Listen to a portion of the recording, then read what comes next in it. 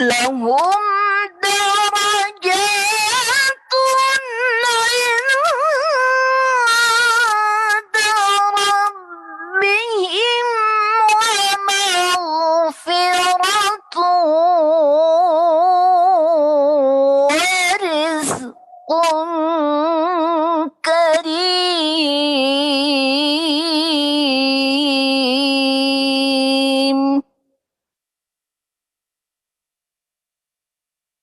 صدق الله العظيم. Assalamualaikum warahmatullahi wabarakatuh. Waalaikumsalam warahmatullahi wabarakatuh. Masya Allah, tabarakallah. Terima kasih kepada Bunda Sayyidah Nafisah yang telah melantunkan ayat suci Al-Qur'annya. Lanjut ke agenda selanjutnya agar kita segera mendapat pencerahan dari tema pagi hari ini, yaitu kiat-kiat agar bacaan Al-Quran meresap di kalbu. Mari kita simak bersama-sama kajian pagi ini dengan pembicara yang tidak lain adalah Bunda kita, Bunda Eri. Sebetulnya namanya adalah Bunda Suratul Khairiyah. Beliau adalah salah satu dosen kami di Perguruan Tinggi Ilmu Al-Quran. Beliau juga merupakan founder di Pondok Pesantren Tahfidz El-Makin Bogor. Beliau juga adalah pembina KOP Mahasiswa Penghafal dan Pengkaji Al-Quran atau bisa disingkat Kompak, Jabar, PTIQ, dan IIQ. Beliau juga banyak sekali mengikuti organisasi-organisasi, baik organisasi internal maupun eksternal. Dan beliau juga diangkat menjadi pengurus Ikatan Sarjana Quran Indonesia atau ISQI yang menaungi seluruh kampus di Indonesia. Selain itu, beliau juga merupakan founder metode Tahsin Al-Ahbab yang selalu diajarkan dari masa ke masa. Untuk metode Al-Ahbab itu adalah metode atau salah satu penemuan beliau ketika menyelesaikan tugas tesisnya di Institut Ilmu Al-Quran Jakarta. Baik, tidak akan panjang lebar. Kalau begitu, kita serahkan kepada Bunda kita untuk memulai kajian ini. Kepada Bunda kita tercinta, Bunda Eri, kami persilahkan. Jazakillah khairan, Kak Cici. Baik, kita akan mulai sharing kita ya.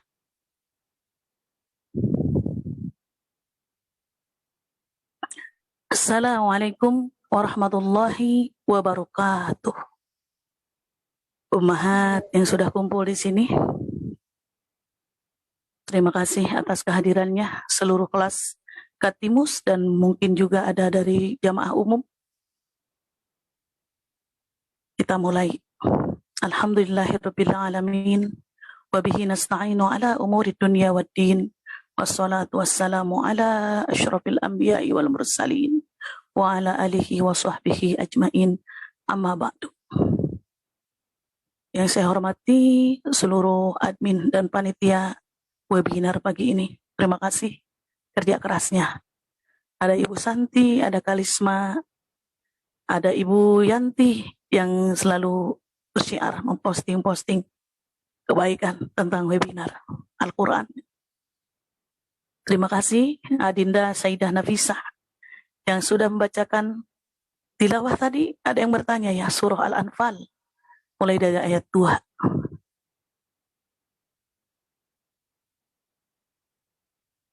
Terima kasih Kak Cici waktunya. Tidak ada yang pantas kita panjatkan pagi ini selain rasa syukur yang luar biasa. Syukur. Sampai kita harus bersujud syukur kepada Allah. Dipertemukan dalam nuansa Al-Quran. Salawat salam kita panjatkan kepada yang selalu menjadi panutan. Panutan kita jangan sampai lupa. Nabi Muhammad SAW. Jangan sampai berubah idola ya Bu. Saya suka miris, banyak sekarang berpindah idola. Dari tadinya idola kepada Rasulullah, sekarang Rasul dilupakan, idolanya sama ulama. Kalau sama ulama masih jauh lebih baik. Banyak sekarang ulamanya berpindah ke artis Korea. Idola kita jangan lupa, Nabi Muhammad Sallallahu Alaihi Wasallam. Izin saya akan membuka slide agar kita berfokus pada kajian kita pagi ini.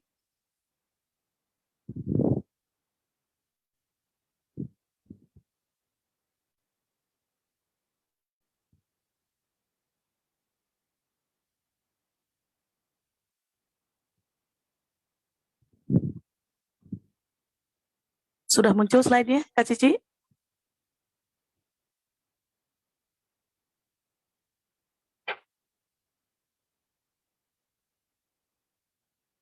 Belum muncul, Bunda. Belum. Oh, share screen ya. Baik, tunggu ya, kita santai aja. Nah, coba lagi. Sudah? Alhamdulillah sudah, Bunda. Baik. Kita mulai ya. Pagi ini temanya kiat-kiat agar bacaan Al-Quran meresap di kalbu. Kenapa ya? Judulnya demikian. Biasanya setiap judul tuh ada kasusnya. Kasusnya banyak orang membaca Al-Quran tapi gak sampai ke hati gitu, hanya di lisan. Selama ini kan ibu-ibu Katimus, insya Allah tahsinnya sudah mulai kelihatan bagus-bagus semua. Luar biasa. Saya benar-benar bangga, ibu-ibu semangat sekali mengaji. Selain bagus bacaannya pun tidak cukup dengan bagus saja, tapi juga harus meresap ke hati. Ya. Bismillahirrahmanirrahim. Itu tadi kan di situ dilihat bahwa kiat-kiat agar Al-Quran, ini Al-Quran, meresap di kalbu. Berarti kan ada dua kata di sini yang menjadi fokus kita. Yang pertama Al-Quran. Al-Quran sudah sering ibu dengar ya di setiap kelas-kelas Katimus atau kajian-kajian lain, komunitas lain. Al-Quran itu apa? Al-Quran itu sering kita bilang dia adalah imam, dia adalah nur, dia adalah hudan, dia adalah rahmah. Pada webinar sebelumnya saya pernah menjelaskan bahwa bacalah Al-Quran sebelum dia pulang, ya kan? Yang pernah mengikuti ini. Karena apa? Karena Al-Quran akan pulang lebih dulu sebelum kiamat. Di mana orang-orang semua berlari-lari mencari Al-Quran, lari ke masjid, lari ke HP, bahkan Al-Quran yang ada dalam hati hafalan kita pun hilang. Ternyata dia sudah pulang ke Lauhil Mahfuz. Ditanya oleh Lauhil Mahfuz, kenapa engkau pulang? Sudah saatnya aku pulang, dan selama aku berada di dunia, kayaknya orang-orang jarang yang mengambil pelajaran dariku. Jadi kita rindu pada Al-Quran. Al-Qurannya udah gak ada. Maka mumpung Al-Qurannya belum pulang, jadikanlah ia imam bagi kita. Karena Al-Quran itu nur, dia adalah cahaya. Bagaimana caranya membaca agar bisa meresap ke kalbu? Ingat, karena Al-Quran itu cahaya, nur. Berarti yang ditata adalah kalbunya. Agar apa? Agar nur sampai ke dalam hati kita. Saya pernah mendengar dari pepatah Imam Asy-Syafi'i, sakautu ila waqi asu akhifti farsyadani ila tarkil masi fa akhbarani bi annal ilma nurun wa nurullahi la yu'dali asin. Kata Imam Asy-Syafi'i, aku dikasih nasihat oleh guruku Kiai Waqi bahwa ilmu itu cahaya, nur. Dan cahaya Allah itu hanya akan masuk ke dalam kalbu yang kalbunya tidak maksiat. Jadi kalau kalbu kita tidak maksiat, bacaan Al-Quran kita meresap di kalbu. Karena kalbunya bersih. Jadi bersihkan dulu supaya nurnya masuk. Itu mungkin Bunda kurang merdu suara kita, jadi belum meresap ke kalbu. Oh tidak. Al-Quran dengan suara apapun, kalau sudah itu benar-benar bersumber dari kalbu, indah rasanya. Meskipun tidak harus lagu bayati seperti di Katimus, atau tidak harus lagu soba, hijaz. Hatinya bersih dulu. Nur. Hudan. Udah jelas ya di Al-Baqarah. Zalikal kitabu la raiba fihi hudal. Tuh, ada? Hudal, petunjuk. Hudal lil muttaqin. Takwa dulu, baru nur masuk. Al-Quran adalah rahmah. Masya Allah, bagaimana Al-Quran tidak dibilang rahmah? Al-Quran lah yang mempertemukan kita di sini. Al-Quran lah yang menjadikan kita saudara. Al-Quran lah yang menjadikan obat. Al-Quran lah yang menjadi syafaat. Berbagai banyak Al-Quran ini akan selalu dibahas dalam Katimus. Karena memang Al-Quran itu adalah pusat. Bahkan setiap akhir kajian pasti kita memohon kepada Allah agar Al-Quran benar-benar jadi imam. Agar Al-Quran benar-benar menjadi cahaya dalam hidup kita. Hudan dan rahmah. Mana teksnya? Allahumma rahamna bil Quran. Itu teksnya. Sayangi aku Allah dengan Al-Quran. Kedepannya, waj'alhu lana imamau. Jadikan Al-Quran sebagai imam. Wa nurau. Jadikan sebagai cahaya. Wa hudau wa rahmah. Jadikan Al-Quran yang aku baca ya Allah jadi petunjuk dan jadi rahmah. Itu bisa meresap ke kalbu. Karena ingat bahwa Al-Quran itu dibaca oleh kita tujuannya itu. Jadi kalau kita ingat bahwa Al-Quran itu adalah perintah untuk dibacanya dan mudah untuk dipelajarinya, tidak susah. Kata ibu-ibu, ya Bunda Eri ya nggak susah orang kuliahnya Al-Quran dari S1 sampai S3. Tidak juga Bu. Saya sering melihat malah yang luar biasa itu orang yang difabel, orang yang tidak bisa melihat, mereka yang hafal Al-Quran luar biasa. Berarti benar kata Allah yang walaqad yassarna al-Qur'ana lidzikri fahal mim muddakir. Sebetulnya sudah aku mudahkan Al-Quran untuk dipelajari, tapi jarang orang yang ingin belajar. Tapi di Katimus ini udah 300 orang jamaah belajar Al-Quran, termasuk di 3TQ ya. Di sini bergabung semua yang hari Jumat. Alhamdulillah, maka tak ada lagi yang bisa kita sombongkan dalam diri ini. Tak pantas lagi kita untuk apa? Berbicara dunia terlalu banyak. Kalau dalam diri kita baca Al-Quran belum sampai ke kalbu. Oh, kalau begitu yang harus ditata adalah kalbu. Ya, kalbu. Yang harus kita tata. Karena manusia mempunyai 4 potensi batin. Ada 4 potensi. 1, yang dalam manusia sering orang bilang qalb. Kalau di emot HP itu Bu, itu adalah yang tanda love. Itu bukan tanda salib ya Bu, memang tanda hati itu seperti itu, gambarnya seperti jantung. Pernah ada jamaah ke saya, apakah benar katanya kalau kita ngasih emot tanda hati itu gambar salib? Tidak. Saya pernah juga membaca bahwa itu hoax. Karena memang gambar hati itu mau diapain lagi, memang gambarnya seperti jantung. Gitu. Jadi gambarnya seperti itu. Silakan saja Ibu mau pakai emot tanda-tanda love seperti itu. Potensi batin yang pertama adalah, jadi begini bahasa singkatnya, bahwa hati itu berlapis-lapis, gitu aja Bu. Ada hati luar. Hati luar itu namanya sadr, dada. Ya, kan ada juga yang suka bilang Al-Quran di dadaku. Yang lapisan kedua itu namanya baru qalb. Tuh, lapis. Jadi kalau diibaratkan rumah, sadr itu adalah gerbang, maksudnya itu pagar. Itu qalb adalah rumahnya. Yang lapisan ketiga adalah fuad. Penting Ibu tahu ini semua ya. Bagaimana Al-Quran mau meresap ke kalbu? Kalbunya kita kenali dulu. Ada juga lub, hati inti paling dalam. Apakah ini semua ada dalam Al-Quran? Tentu. Nanti kita share ya. Bisa di sini juga ada.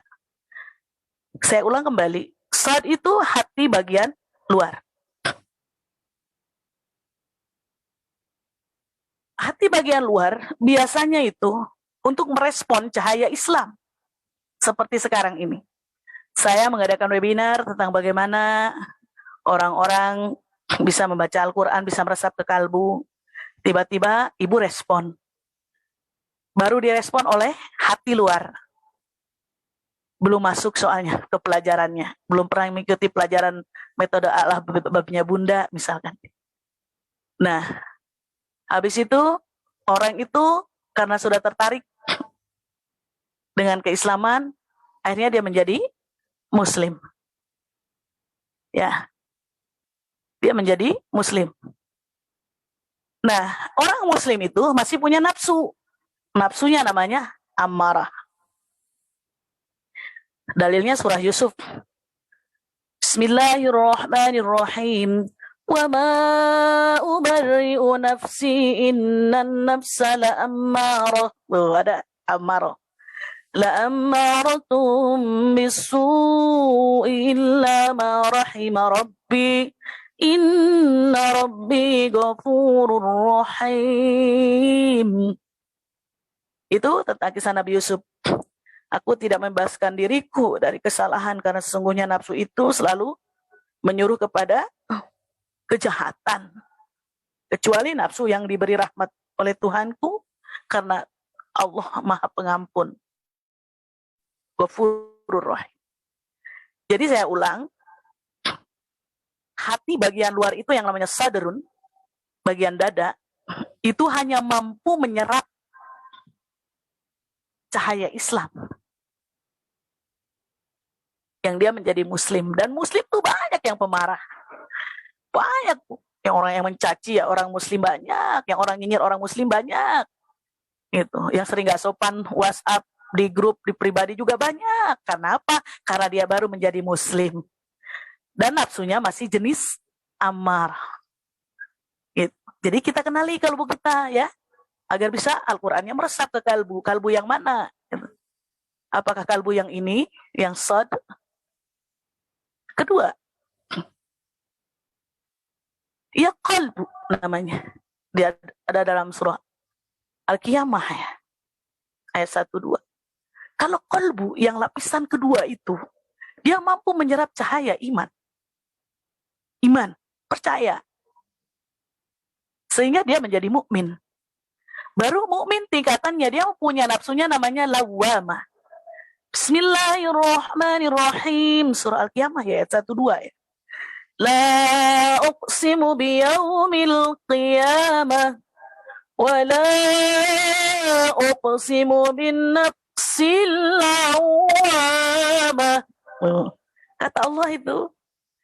Jadi yang di qalb itu nafsunya namanya lawamah. Aku bersumpah demi hari kiamat. Aku bersumpah dengan jiwa yang amat menyesali. Jadi kalau orang mukmin itu suka menyesal kalau melakukan keburukan. Ya Allah, pantas gaya tadi bicara gitu di medsos. Ya Allah, pantas gaya saya tadi marahin orang di jalanan. Itu orang mukmin. Udah ada rasa sesal. Kalau baru Muslim aja yang tadi itu masih amarah. Masya Allah, tabarakallah. Terus ditingkatkan itu. Lalu nafsu. Ada yang di fuad. Fuad. Namanya nafsu mulhimah atau di ujung. Fuad itu apa? Hati juga. Jadi nama hati itu ada 4 ya. Ada sad, ada qalb, ada fuad. Banyak gitu ya. Ada surah Asy-Syams ayat 8 ya. Bismillahirrahmanirrahim. Fa'alhamaha fujuraha wa taqwaha. Maka Allah mengilhamkan kepada kita jalan kefasikan dan ketakwaan. Jadi fuad itu sudah mencapai nafsu yang tinggi karena ada cahaya makrifat di dalam. Jadi kalau udah ada cahaya makrifat tuh gini Bu, saya bicara dengan siapa ya? Oh, saya bicara dengan orang yang mencintai Allah. Saya berarti harus hati-hati. Makrifat karena orang yang punya nafsu mulhimah itu orang yang selalu mengaitkan apa-apa dengan Allah. Aku melihat ibu-ibu kajian Katimus ini, aku seakan-akan melihat bahwa ini adalah makhluk-makhluk Allah yang mulia. Itu tingkatan imannya udah naik. Karena apa? Karena dia sudah bermain di fuad. Ya, luar biasa itu. Jadi orangnya selalu bercita-cita, orang mulhimah itu. Bercita-cita ke lebih baik, lebih baik. Udah bisa melihat dengan batin. Jadi kalau menilai orang, misalkan pertama, ada gembor-gembor gosip ini, gosip itu, misalkan gosip Sabian, misalkan. Kalau orang yang sudah sampai ke tingkatan fuad, pasti dia melihatnya secara makrifat, bukan secara muslim, bukan secara mukmin aja. Karena yang muslim masih ada amar, tapi secara hati yang bagian lapisan ketiga, fuad namanya. Nah, itu kita kenali ini untuk agar bisa baca Al-Quran dengan batin. Karena Al-Quran mengandung makna lahir dan batin. Ya, baik. Yang keempat, ada namanya hati itu lub. Ada dalam surah Al-Fajr. Ibu-ibu sering baca. Bismillahirrahmanirrahim.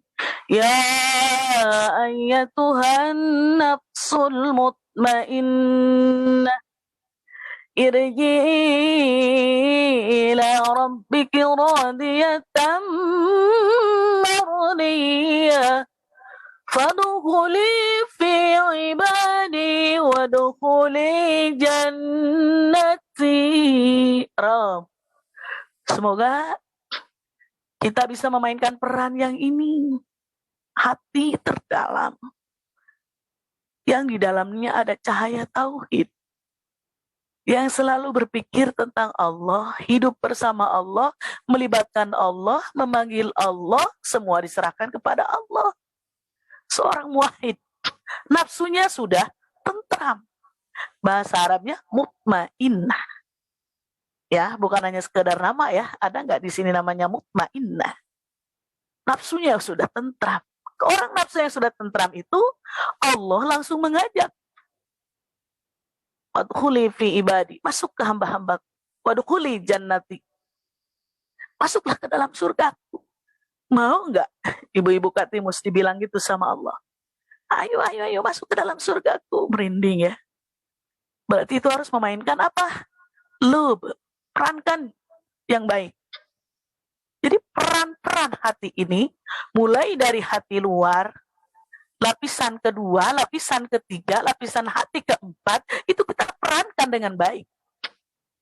Bukan berarti ibu nggak boleh amarah, boleh. Tapi kita bisa nggak? Setelah kita amarah, begitu kita amarah dalam hati memuncak, marah tentang A, tentang B, tentang kabar burung, tentang kabar ini, langsung masuk ke peran hati yang kedua, lapis kedua mukmin. Cari apa? Cari sebab. Jangan-jangan dia nggak salah, misalkan. Jangan-jangan ini semua fitnah. Naik lagi kemana? Ke fuad. Ya, ini kehendak Allah. Qadarullah.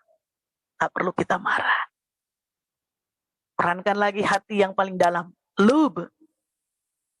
Langsung melihat ke Allah. Ya Rabb, ini adalah Engkau yang menginginkan seseorang harus bersalah, seseorang harus benar. Maka diadakanlah namanya taubat. Belum tentu juga kita yang terbaik di akhir. Jadi begitu Bu, enak kalau kita udah tahu, kalau kita udah perankan keempat lapisan hati ini, saya yakin bacaan Al-Quran Ibu meresap ke kolbu. Saya yakin. Jadi kalau misalkan nggak meresap ke kolbu, ya kenali dulu hatinya yang ini. Justru yang saya bilang, ibu-ibu jangan lupa masuk ya, jangan lupa ikut webinar ya. Ini yang mau saya bahas.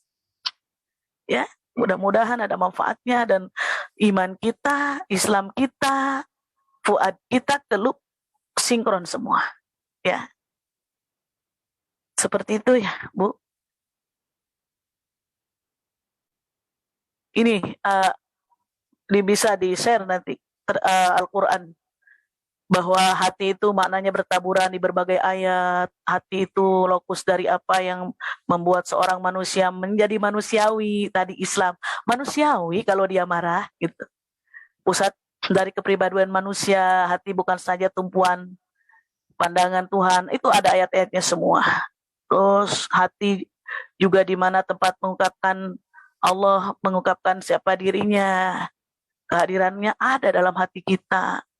Bagaimana wahyu diturunkan ke dalam hati para nabi, iman tumbuh dalam hati, ya berbagai kebaikan, kesucian, kesalehan, ketegasan, kelembutan, keluasan, kedamaian, cinta dan taubat yang tadi saya bilang. Ada semua di situ. Jadi mana hati itu bertaburan di seluruh Al-Quran banyak. Ya, cermati semua ayat-ayat tentang hati di nas Al-Quran. Akan dijumpai banyak kosakata Arab yang tentang nama hati, apalagi tadi Sad, fuad, lub. Banyak di Al-Quran.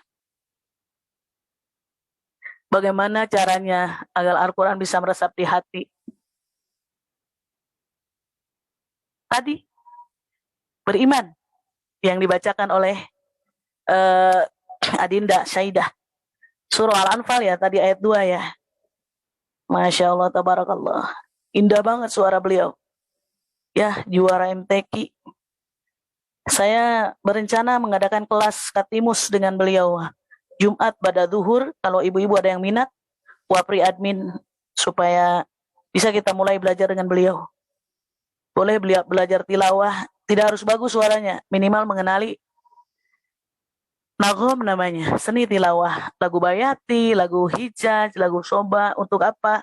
Karena salah satu syarat bisa meresap ke kalbu juga itu. Tadi dalam Al-Quran itu bilang, Bismillahirrahmanirrahim.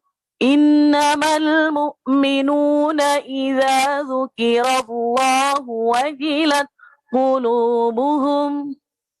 Katanya kalau Anda beriman, kalau diucapkan nama Allah, Allah, Allah, Allah, itu pasti bergetar hatinya. Tandanya itu kita beriman. Ya Allah. Jadi kalau orang lagi amarah itu, Bu, ingatkan Allah aja biar amarahnya ya. Istighfar, Bu, astagfirullahaladzim. Langsungnya gitu. Memang kalau dipanggil Allah. Mau bukti Ibu kalau lafaz Allah itu bisa menggetarkan hati manusia? Saya kasih bukti pada zaman Rasulullah Sallallahu Alaihi Wasallam. Hari itu Rasulullah sedang selesai berperang. Beliau duduk di bawah pohon.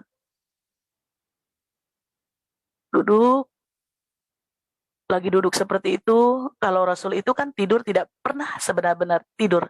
Lam yahtalim qattuto hamutlaqan abada. Tidurnya nggak pernah sebenar-benar tidur. Ketika sandaran gitu di pohon, tiba-tiba ada orang di belakang sedang membawa pedang. Lalu namanya Duksur.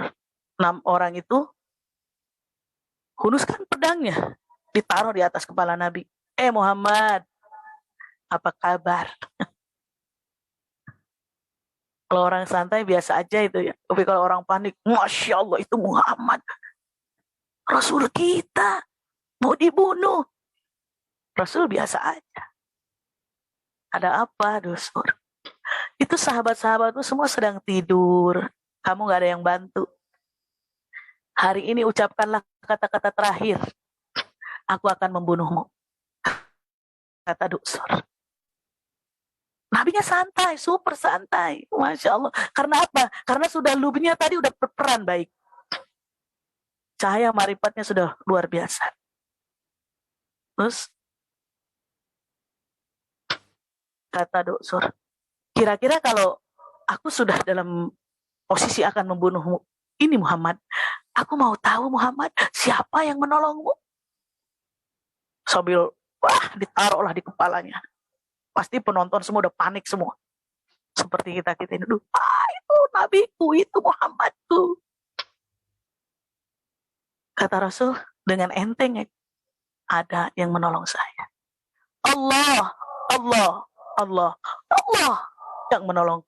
Ketika mengucapkan lafaz Allah itu, bergetarlah hatinya Duksur. Gemetar. Wah itu benar kan, idza dzukirallahu wajilat qulubuhum. Orang beriman itu apabila disebut nama Allah, bergetarlah hatinya. Bisa meresap bacaan Al-Quran ke kalbu. Karena udah ada iman. Setiap ada orang baca, Masya Allah, pengen banget bacaan Al-Quran seperti itu. Udah meresap ke kalbu. Balik lagi ke cerita tadi. Karena duksurnya itu gemeteran, pedangnya itu jatuh.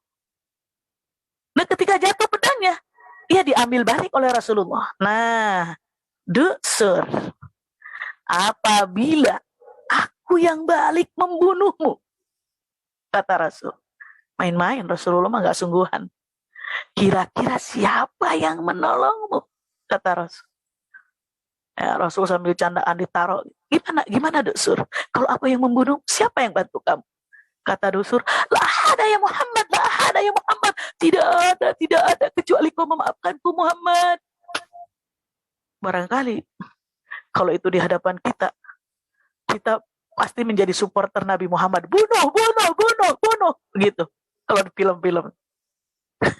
Bunuh saja. Tidak dengan Rasulullah. Duksur, aku memaafkan. Mungkin kau sudah diberikan hidayah oleh Allah. Esoknya, duksurlah yang mengikuti Rasulullah SAW. Kemanapun dia pergi jadi pembela Rasul. Itu menandakan bahwa kita jangan suka menilai orang dari sekarang. Jangan-jangan orang yang sering kita nilai buruk itu dialah paling baik di mata Allah.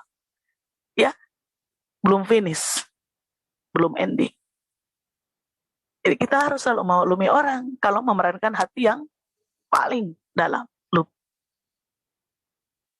Kalau Rasul aja maha pemaaf, apalagi kita.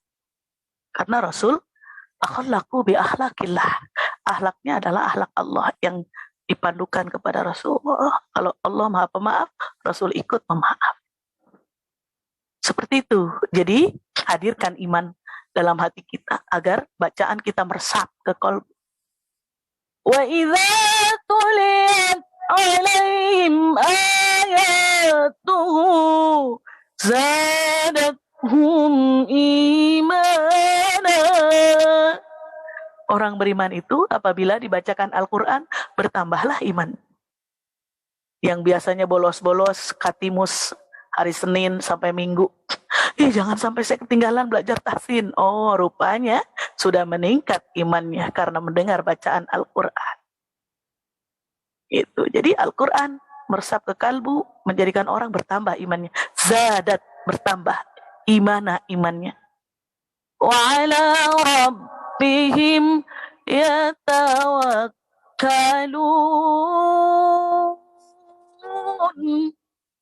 Dan orang-orang yang sudah imannya bagus selalu tawakal kepada Allah Subhanahu wa ta'ala. Baik, yang kedua, apalagi yang bisa membuat bacaan Al-Quran bisa meresap di kalbu? Jadikan Al-Quran sebagai zikir. Ala bidzikrillah. Ingatlah dengan berzikir kepada Allah. Surah Ar-Ra'd ya. Ayat 59 ya. Bismillahirrahmanirrahim. Ala bidzikrillah. Ya, ingatlah berzikir kepada Allah. Tatma'innul qulub. Hatinya akan menjadi tentram. Dan itu masuk ke iman, ke hati yang bagian lub. Tentram tadi, mutmainnah. Terus bagaimana lagi supaya bisa meresap ke kalbu? Baca Al-Quran dengan merdu seperti bacaan Rasulullah. Rasulullah itu bacaannya paling indah. Saya tidak perlu panjang lebar membahas tentang bacaan merdu. Ini sudah ada ya di dalam Riyadhus Shalihin yang bab keutamaan Al-Quran. Suatu hari Rasulullah menyuruh sahabatnya Abdullah bin Mas'ud baca Al-Quran. Tidak ya Rasulullah, saya tidak mau. Engkau paling bagus bacaannya, paling fasih dan paling tashih. Tashih itu Al-Quran dibaca gagah. Tidak, Abdullah bin Mas'ud, bacalah untukku. Sampai Rasul sesenggukan. Baca surah An-Nisa. Rupanya Abdullah bin Mas'ud. Habis itu, sudah cukup. Kata Rasulullah. Kenapa sampai seperti itu Rasulullah? Karena bacaan Abdullah bin Mas'ud merdu bacaannya. Bacaan Al-Quran. bukan seperti lagu dangdut, bukan. Bacaan Al-Quran ada kaidahnya sendiri, seperti metode Al-Ahbab ya, baca bayati versi Toha, ya kan, bacaan kita. Qul a'udzu birabbin nas. Kalau bayati gimana? Bayati pertama naik gitu ya. Qul a'udzu birabbin nas malikin nas ilahin nas. Tuh metode Al-Ahbab memakai lagu bayati versi Toha.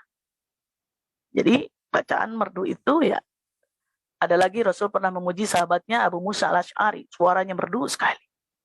Bilal bin Rabah, makanya kenapa disuruh jadi muadzin, suaranya merdu sekali.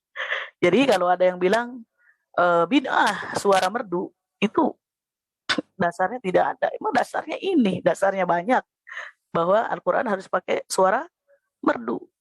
Jangan hanya bisa menghibur orang dengan nyanyian-nyanyian, tapi harus juga bisa membuat orang-orang hatinya tergerak untuk beriman dengan bacaan Al-Quran.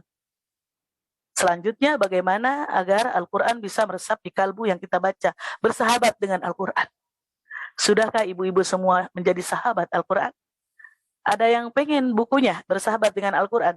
Itu yang nulis adalah kawan saya di Bogor, Ustadz Hanafi. Dia punya buku bersahabat dengan Al-Quran, dijual.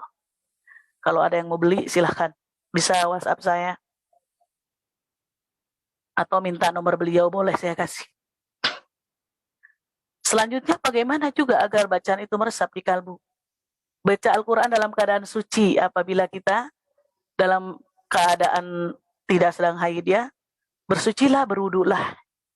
Kecuali yang sedang haid. Yang dimaksud di sini, la yamassuhu ilal mutahharun, itu adalah orang suci. Tapi orang suci ini bisa disebut orang Islam itu juga suci. Jadi maknanya banyak. Ada yang bilang, salah satu ulama, bahwa yang dimaksud suci adalah dia adalah tidak sedang haid atau tidak sedang junub. Tapi ada juga yang bilang orang Islam itu meskipun sedang haid juga suci.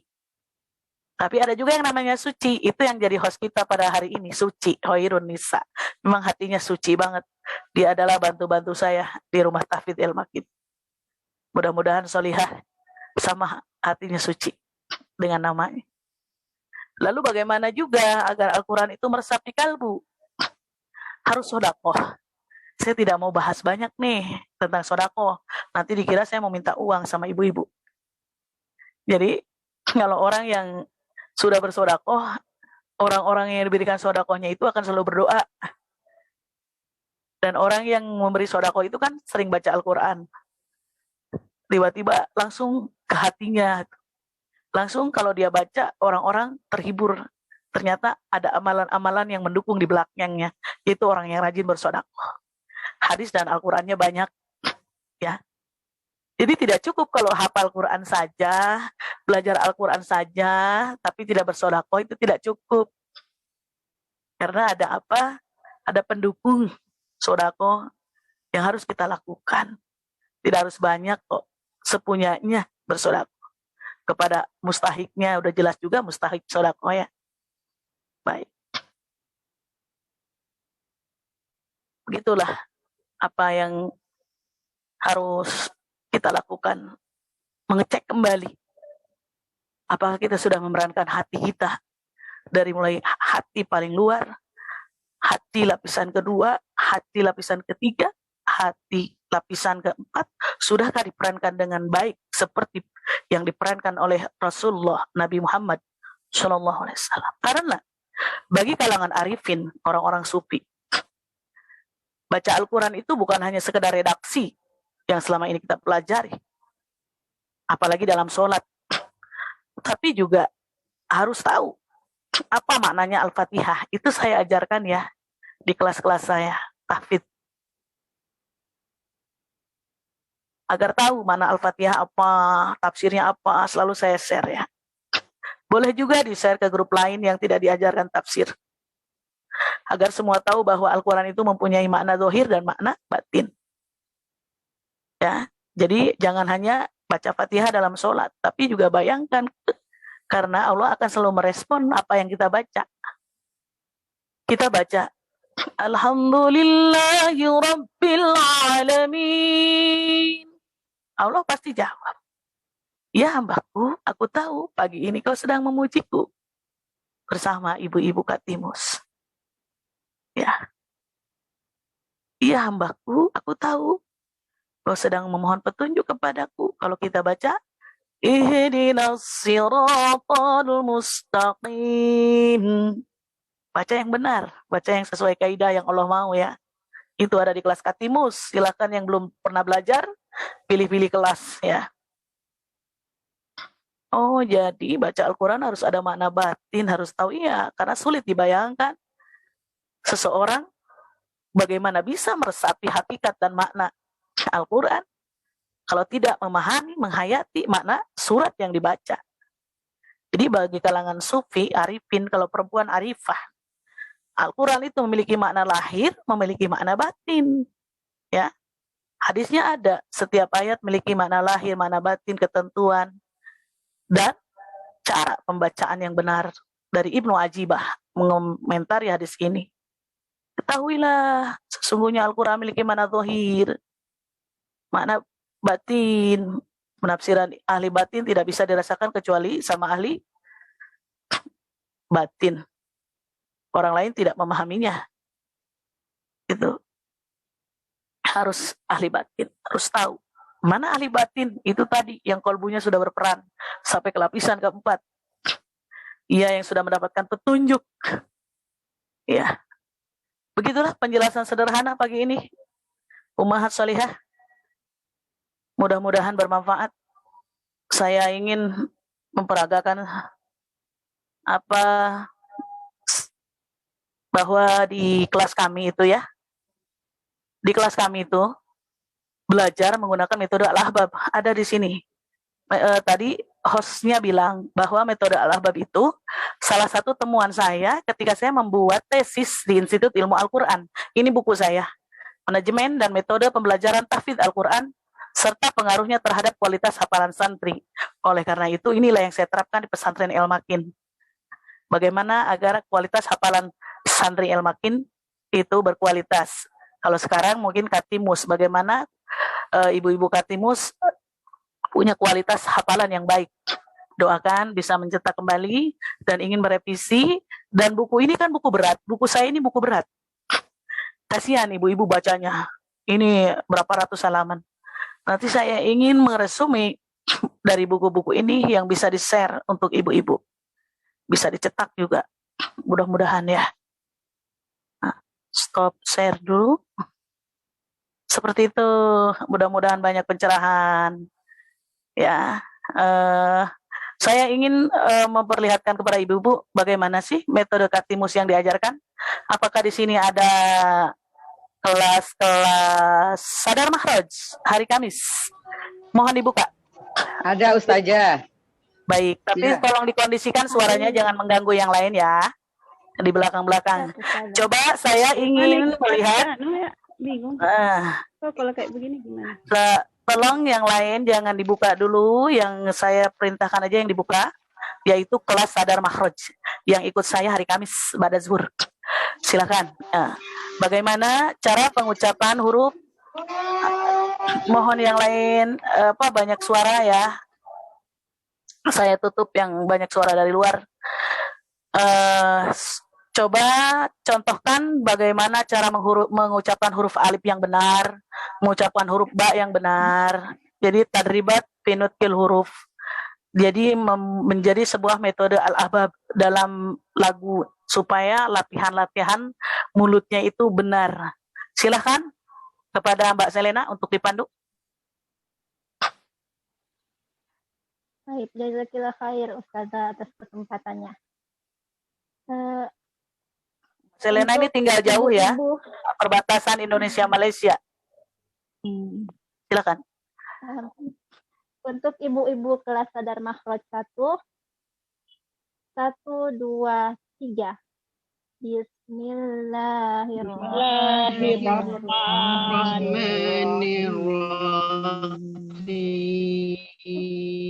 Apa ya Bu, banyak yang delay sinyalnya. Lanjut.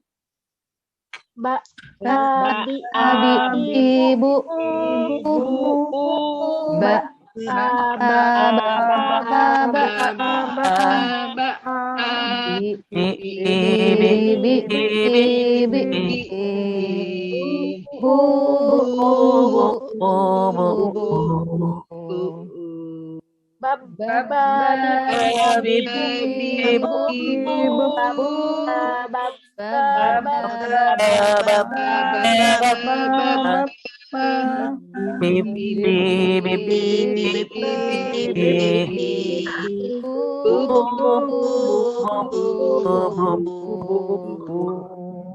Alhamdulillah, terima kasih.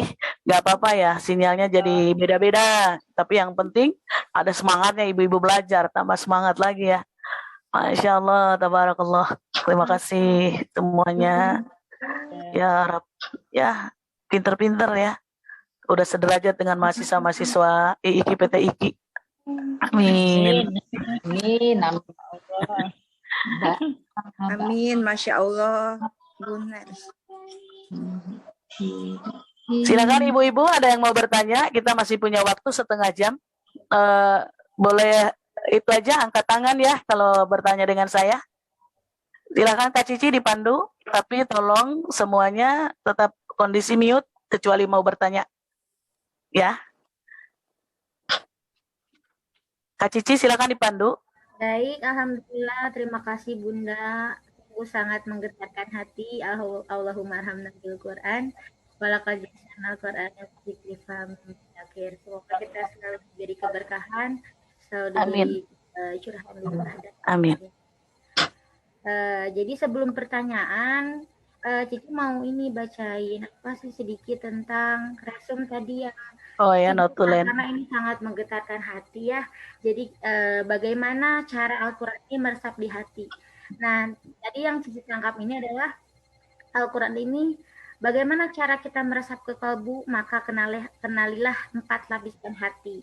Sudah sampaikah kita ke lapisan hati mutmainah? Nah, bagaimana cara Al-Quran ini meresap di hati? Di antaranya itu 1 beriman yang tadi dipaparkan oleh Bunda dan dibacakan oleh Bunda Saidah, idza tuliyat alaihim ayatu zadatuhum imana.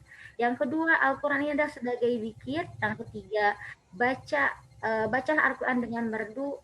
Yang keempat, bersahabatlah dengan Al-Quran. Lalu membaca Al-Quran dengan keadaan suci. Dan yang keenam, janganlah lupa untuk bersedekah. Karena tidak hanya cukup membaca Al-Quran saja, namun tambahlah agar Al-Quran ini meresap dengan hati, tambahlah dengan sedekah dengan ikhlas, kemanapun, dimanapun, atau kepada muslimnya. Maka itu yang dapat Cici tangkap Bunda. Terima kasih karena ini sangat benar-benar menggetarkan hati ya. Karena mungkin selama ini walaupun kita selalu baca Al-Quran dengan suara fardu atau dengan tahsin sesudah membaca Al-Quran dengan sesuai tahsinnya, namun kita belum meresap di hati ya.